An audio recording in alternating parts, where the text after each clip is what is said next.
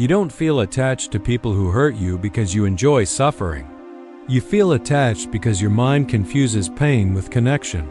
When someone hurts you repeatedly and you stay, it's not love that keeps you there.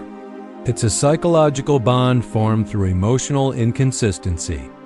The human brain is wired to chase what feels uncertain, especially when moments of pain are followed by moments of relief.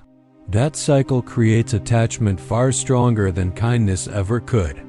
When affection is unpredictable, your nervous system stays alert.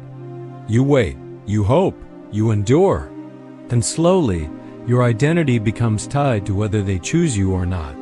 This is not romance. This is conditioning.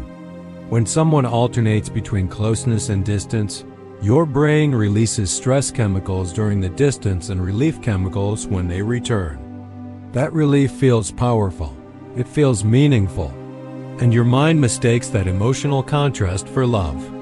You begin to associate their presence with safety, even though they are the source of your distress. Over time, you stop trusting your own discomfort. You normalize pain. You explain it away. You tell yourself everyone hurts sometimes. You lower your standards, not because you want less, but because leaving feels more painful than staying. The attachment deepens when your self-worth is already fragile. If part of you believes you must earn love, you will stay with people who make you work for it. If you grew up feeling unseen or emotionally neglected, inconsistency feels familiar. It feels like home. And familiarity is powerful, even when it's harmful. You don't stay because they are good for you. You stay because they activate an old wound that is still looking for resolution.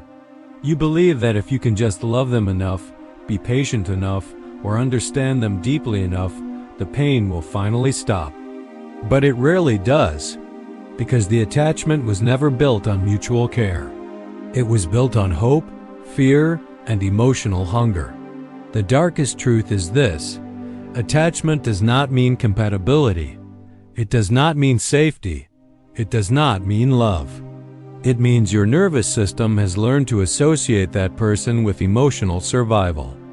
Breaking that bond feels like withdrawal. Your body resists it. Your mind romanticizes the past. You remember the good moments more vividly than the pain. You forget how small you felt. You forget how often you cried alone. And you return, not because they changed, but because your system hasn't learned a new pattern yet. This is why letting go feels unbearable. You're not just leaving a person. You're leaving a familiar emotional state. You're stepping into uncertainty without the illusion of hope. And that feels terrifying. But here is the truth that ends the cycle. You are not attached to the person. You are attached to the pattern. And patterns can be unlearned. The moment you stop interpreting intensity as love, the attachment weakens. The moment you choose consistency over chaos, your nervous system begins to calm. The moment you accept that pain is not proof of depth, you reclaim your clarity. Healing doesn't happen all at once. It happens in small decisions. In choosing distance when everything in you wants closeness. In choosing silence when you want to explain yourself. In choosing yourself when your mind tells you to wait a little longer. And slowly, the attachment fades. Not because you stopped caring, but because you stopped abandoning yourself.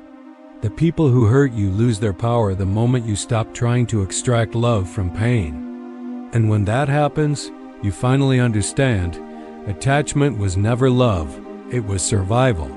And you no longer need to survive the same way. Follow Mind Abyss, where we uncover the psychology behind emotional attachment, pain bonds, and the patterns that keep you tied to those who hurt you.